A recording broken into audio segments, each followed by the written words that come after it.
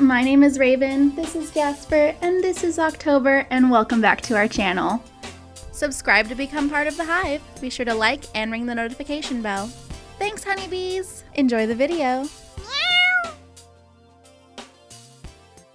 So today I wanted to talk about the film Cyrano, which just came out this year, 2022, and I saw it a few days ago and I had a lot of thoughts. I've been seeing a lot of remakes lately, a lot of retellings, a lot of adaptations, so I kind of want to talk about the differences between all of those and what I personally think it takes to make a good retelling or a good adaptation. So I have some notes here just because I have a lot to say, so if you see me looking over here a lot, it's because I'm just looking at my notes. So starting with Cyrano. If you don't know, Cyrano is based off of the play Cyrano De Bergerac, which was written by Edmond Rostand back in 1897. It was a play, it's been turned into a book, and it's been adapted hundreds of times on stage and in other forms of media. There's been plenty of other films about it, dating back all the way to, I believe, 1925. With the first straight adaptation called Cyrano de Bergerac, and there's been many more since then. And not even just straight up adaptations where they're taking the original story and then just putting it on screen with a new cast, but keeping all the same beats, at least most of the same dialogue and ideas. But there's been plenty of film stories that was inspired by Cyrano. The retelling, where it's pretty much the same beats, same characters, few changes here and there. Everything is completely different, but the essence of the story is there. So first off, if you don't know, Cyrano de Bergerac, the original play, the original story, is about a talented swordsman and poet named Cyrano de Bergerac, who is a cadet in the French army, and he's basically the best. He is, like I said, great swordsman, but he's also really great with words. He's a poet, he's a musician, but he has one thing that kind of brings him down and makes him doubt himself, and that's his very large nose. And this is usually portrayed in films and on theater as having a very long prosthetic nose. He's got a long nose that kind of goes out to here like a little swordfish. And that makes him not feel handsome and therefore thinks he can't get the woman he likes named Roxanne, and he is just basically deeply in love with her. In the original play, she is a distant cousin, but that's kind of been done away with in other adaptations for obvious reasons. It's kind of just not really necessary, and it's a little more taboo nowadays. He writes this beautiful love poem admitting all his love for Roxanne, and when he meets with her, they're friends, they know each other, but they meet one day, he's ready to admit it. But before he can, she admits that she's in love with a man named Christian, who is also a cadet in the French army and happens to be in Cyrano's regime. And she has Cyrano promise her that he will look out for Christian. He does. He doesn't give her the letter, talks to Christian, who also has feelings for Roxanne. So Cyrano decides to help get them together because he feels like there's just no way that Roxanne will ever love him because he thinks he's so ugly, despite his many other talents. Now, Christian, self-admittedly, says that he's not very witty, not very good with words, and Roxanne is the kind of woman who appreciates that. So Cyrano comes up with the idea to give Christian the letter he had written for Roxanne and to sign Christian's name. And he continues to do this. He writes more and more letters. Cyrano writes more and more letters for Roxanne and just signs them with Christian's name, therefore getting Roxanne to fall in love with Christian, not knowing that she is reading Cyrano's words. And there is a balcony scene, a famous balcony scene that has been portrayed in all sorts of media, even things not based on Cyrano, where Cyrano is hidden, Christian is below the balcony of Roxanne, and Cyrano is feeding words to Christian so that Roxanne can further fall in love with him and his words, and it's not just written. She wants to hear him speak. This works on Roxanne, and Roxanne and Christian get married, and not long after that, their battalion, if you will, gets sent to the front lines of war, where Christian unfortunately gets shot. And before he dies, he tells Cyrano to tell Roxanne the truth about the letters, that Cyrano was the one that had written them, and then Christian dies. Cyrano ends up not telling Roxanne any of this until years later when he is on his deathbed. He asks Roxanne when she comes to visit if he can read Christian's last letter to her out loud. She agrees. Cyrano reads the letter, and hearing Cyrano read it in his own voice, Roxanne realizes that he was the author all along. Cyrano even still denies this to his death, though it is obvious. And he dies with Roxanne finally knowing the truth, though he refused to admit it. Getting into Cyrano 2021. So this story has been told time and time again, that idea of someone being so self-conscious about themselves that they help somebody else to get the person that they like. That's basically the inspiration of Cyrano and how it's portrayed in modern day media. And the interesting thing to me about Cyrano is it can be taken multiple different ways for those who choose to retell it or reinterpret it into something else, or even just straight adapt it but play up the different elements it has. For example, the film Roxanne from 1987, starring Steve Martin as the titular Cyrano, they play up the more comedic aspects of it. So it's more of a rom-com than it is a tragedy like it is in the original, right? Because there are comedic concepts. You can do a lot with the weird long nose and the poetry and the music, and you can turn it into a happy ending if you want. Like it's not hard to do so, to change it around and still be a faithful adaptation. Just taking different aspects and revamping them and changing a few things here and there and still having it be a faithful adaptation. And then you can completely reinterpret it and take just kind of the bare bones of the story and add on to it and create something completely different while still having that original skeleton of a story. Pun intended. An example of this would be maybe the movie Let It Shine, which is an original Disney Channel movie where instead of poets in the French War, it's teenage musicians, where a teenager writes songs for somebody else to get them popular because they don't believe in their own image. Fun example that might surprise you is the film Megamind. We've all seen Megamind, right? And I know you might be thinking, I thought it when I was doing research for this video, no way is that inspired by Cyrano. But think about it, Megamind is super smart, but he doubts himself because he's this alien with this big blue head, and he is in love with a reporter named Roxanne and pretends to be, possesses another human's body in order to get close to her. So it's really just taking the original Cyrano idea and placing it in a superhero, supervillain universe. How would that work? And that's what a retelling is, or a reinterpretation. They're very similar. Retelling is usually more of a modern adaptation of something, where it pretty much stays the same, just put in a different time period, in a different way. That's kind of what Let It Shine is, or kind of what Roxanne is as well. Another example, Bigger Than the Sky in 2005, where it's a play within a play. These actors in a local theater are putting on Cyrano while the events of Cyrano are happening in their personal lives. That's a retelling. That's putting it in a modern, at the time aspect. Reinterpretation is more like Megamind, where it's taking it and putting it into something completely different. But finally, let's get to Cyrano the Musical, starring Peter Dinklage, directed by Joe Wright. Like I said, it's a mostly faithful adaptation where the only big change, aside from it being a musical, is that instead of the big nose, Cyrano is a dwarf, a little person, right? Again, played by Peter Dinklage, who is fantastic as always. Big fan. That's a change that I really like. It's immediately obvious when you see the trailer. Oh, he's a dwarf. That's what makes him doubt himself. And the reason I like that is because the big nose has been played so many times, and the thing with adaptations or reinterpretations, retellings, anything, when you recreate something that's been recreated a million different times in 1,000 different ways, is you want to change it up. You want to add something that sets it apart from all the others. And there's just so much you could do with that whole self-conscious aspect. There's so many things that a person could doubt themselves on. Why not change it up? Make it fun, make it different. Not to compare it to Game of Thrones just because it's Peter Dinklage, but I was a fan of the first few seasons of Game of Thrones, and it's kind of similar to his character Tyrion, where he is, again, talented fighter, talented swordsman, but is called a half-man and not taken seriously despite these talents.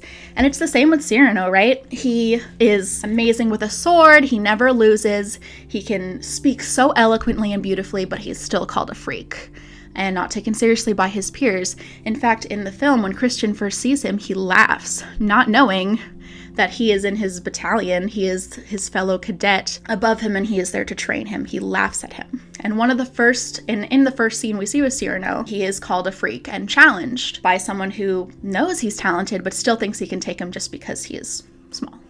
So I thought that was really interesting and a welcome change to the story. It is a musical.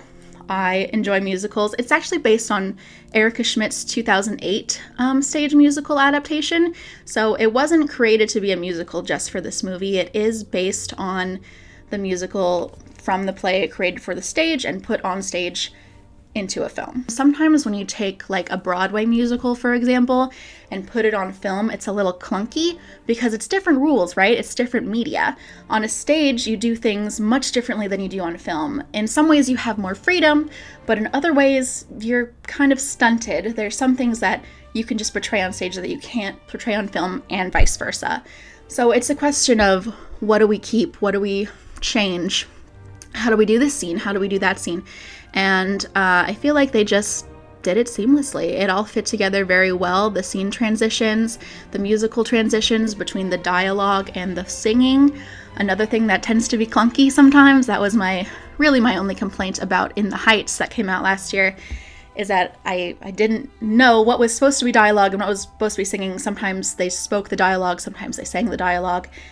This film didn't have that problem. At first, not knowing that this was based off of a musical that already existed on stage before I started research for this video, I did expect a few more changes from the original story, more than just instead of the nose being a dwarf, but that's pretty much it. And that's not necessarily a bad thing. You don't have to change a lot of stuff, and it's not the film's fault either, because when you adapt something into a Broadway style musical, you usually want to keep every beat of the story. You usually want to stay pretty faithful and then just add songs on top of it, because you still want it to be the story. To talk just a little bit more about the film itself before I get into some more adaptation versus reinterpretation stuff, I do want to say that the film flowed together beautifully. Everything fit so well. The cinematography fit with the costumes and the color palette, and like I said, the songs. Now, the songs, have I heard better songs in a musical? Yes. Were they still good? Did they still mesh together well with everything else? Yeah. They did. A little bit at the end, I did get a little bit emotional during one of the songs, which is good. You want to feel the emotions in any film, really, any form of media. You want to be happy when the characters are happy, be sad when the characters are sad.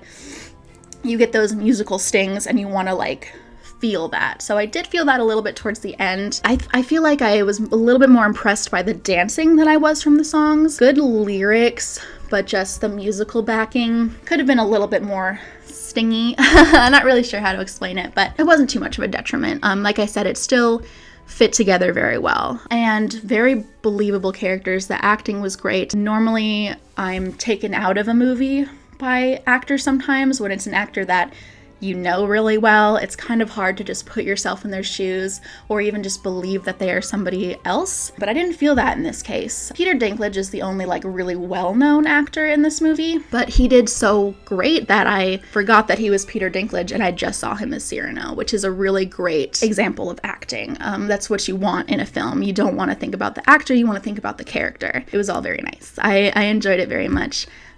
Even though it was pretty much a straight adaptation of the original story, but with music and the one change. And the reason I say that is because I've seen so many straight, faithful adaptations of old classic stories that just don't do anything new or unique, and I'm gonna get into some examples. The first one, which if you saw my video about the best and worst movies of 2021, you already know how I feel about it. The Tragedy of Macbeth, directed by Joel Cohen, and starring Denzel Washington, Frances McDormand. So, great cast, potentially great director. Normally he works with his brother, the Cohen brothers. And I really think he needs his brother because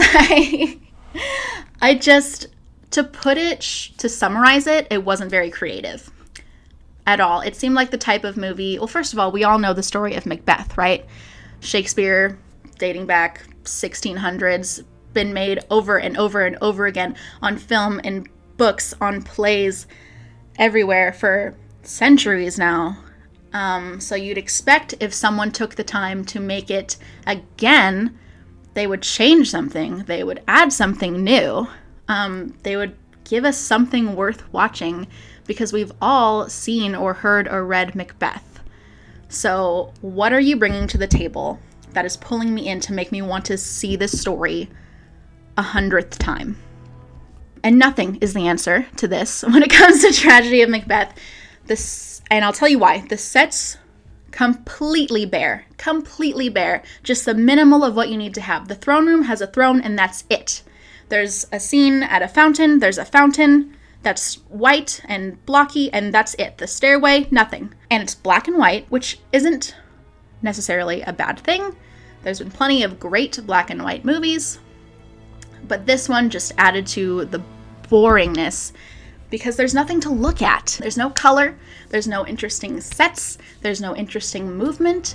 Most of the time, people stand there and say their lines, and it's straight pulled from the original text. No changes, beat after beat after beat. It seemed like the kind of movie, I get what they were trying to do, right, with a cast like that. They were trying to rely on just the acting. They wanted you to feel moved by the acting alone and how the dialogue was said and the subtle movements of the actors and the emotion in just their voice. And that just didn't work, at least not for me. I'm sure a lot of people agree, but maybe some people don't. And that's fine, just in my opinion, if you're going to adapt something, because it doesn't have to be a reinterpretation, right? Something like this with Macbeth or Romeo and Juliet or any of those classic Shakespeare stories, which have been so integrated into our society and inspired countless other films and pieces of media. I would prefer it to be reinterpretation only, because why do we need yet another adaptation of Macbeth? And that question has yet to be answered because we don't.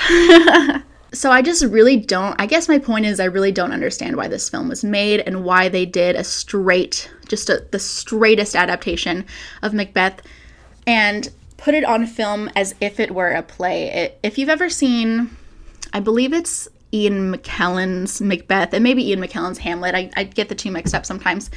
But there is a play version. I am a theater major, and I went to school in a very Shakespeare-heavy town, so I've seen it all, I've read it all, I know it all very well. There's a play version of Macbeth where the sets are very bare, so that they can seamlessly transition from scene to scene with minimal set dressings.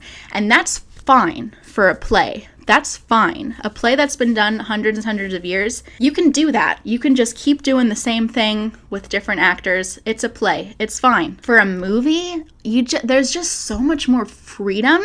I don't understand why you would make that choice. It doesn't make sense to me. That's kind of my problem with adaptations in general, is if you're going to make a straight up adaptation, give me a reason to watch it. If you're not going to do a whole different retelling, a reinterpretation where you're putting the characters in a different set, or you're gender bending, or you're age bending, or what have you. If you're not going to do that, give us some reason why we should care. And this didn't. So now to get into the opposite end of the spectrum, I wanted to talk about the movie that also came out last year called Belle. If you haven't seen it, I will get into a little bit of what it's about. You can probably tell by the title what the inspiration was, and that will definitely become more obvious when I go over it with you. Belle, I'll try to summarize it as quickly as possible, is about a schoolgirl named Suzu who has a traumatic past where she lost her mother. Her mother drowned saving another child from a river, and Suzu has a lot of resentment about this, and this resentment causes her to kind of distance herself from her peers and her father. She doesn't have a lot of joy in her life. She used to sing and songwrite with her mother, and she literally cannot sing anymore just because of the trauma. That she's distanced herself from her peers, but she does have a best friend hero and a childhood crush who she still talks to. There's this virtual world called U, just the letter U, sweeping the nation, if you will. And the whole thing about U is that you can be whoever you want. It's an avatar-based virtual world, kind of like Ready Player One, if you've seen or read that. The idea of where you have an avatar that doesn't look like you, nobody knows who you are, and you can be whoever you want in this virtual world. Another cool thing about you is that they create the avatar for you based off of your inner self. So Belle, though outwardly she's very shy, she doesn't have a lot of self-confidence, she doesn't have a lot of friends, her inner self is beautiful. So her avatar in You is beautiful, pink hair, freckles, gorgeous singing voice. Her avatar she names Belle because Suzu actually means Belle in Japanese. She changes the spelling to B-L-L-E, which obviously means beautiful in French at the suggestion of somebody else. And that's where we get our Belle from Beauty and the Beast first reference. So with this fake face, she has the confidence to sing in You, and she ends up getting very popular in this virtual world. Her best friend Hiro kind of becomes her manager and just gets her everywhere. And she's basically an overnight sensation in this virtual world, but nobody knows who she is. Then it kind of takes a turn.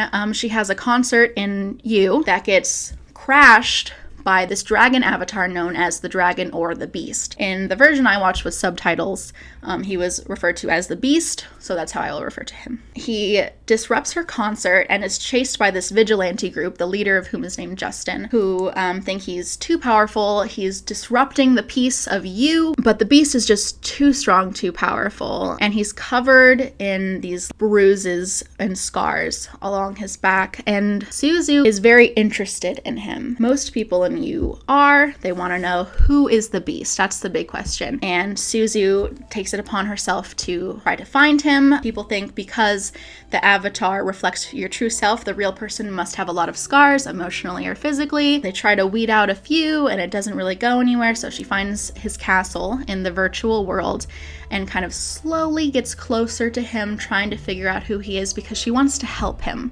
Something is drawing her towards him. They search through hours and hours of footage, so they end up finding this live stream where this little boy Tomo is singing one of Belle's songs. And they had figured earlier through other clues that the Beast might be a child, and so they think this is him until his abusive father comes into screen, screaming at him, and his older brother comes in to block him from his father's blows and try to stop his father from beating him and yelling at him. And they figure out that this kid, Kai, the older brother, is the Beast, and the scars represent the emotional and physical pain his abusive father has put on him. And the reason he is so strong in You and brave is because of his inner emotional strength in real life. So Suzu tries to help. Kai does not believe that she will help. And so with the encouragement of the choir ladies, they think the only solution to gain Kai's trust so that they can help him is to reveal herself in You.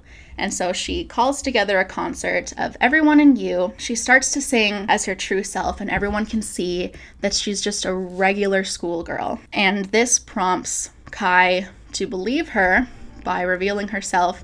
She finds where he lives, stands up to Kai and Tomo's abusive father, teaches them to do so, and that's pretty much it. That's the happy ending. I really like this movie, if you couldn't tell from my enthusiasm about it, and I could make a video just on this, but the reason I bring up Belle is because this is a modern reinterpretation of Beauty and the Beast. There's many differences.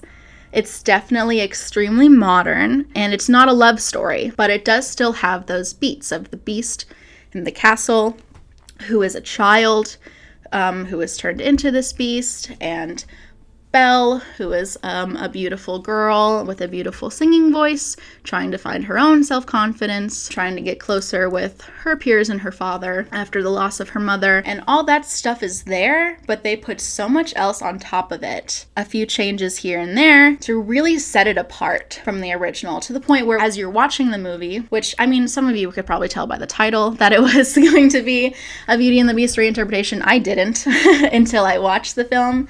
And about halfway through, I was like, oh, this is Beauty and the Beast. And I thought it was so cool because it was so different, but you could still tell that that story was there. And that's what I'm talking about when I'm talking about adaptation versus reinterpretation or retelling, is there has to be something new. There has to be something unique to make it worth watching. Otherwise, why are we making this? Why do we care? In conclusion, Cyrano is an example of a faithful adaptation of a classic story with just enough changes and just enough uniqueness, and such beautiful execution that it sets itself apart from others of its kind, making it a welcome addition to the tale. Whereas Tragedy of Macbeth absolutely does nothing new or interesting to its story or characters, and it doesn't even make the sets or costumes or cinematography anything set apart from any other adaptation in any new positive way, making it boring, forgettable, and nowhere near as good as any other adaptation, at least that I've seen, but probably of any altogether I can imagine.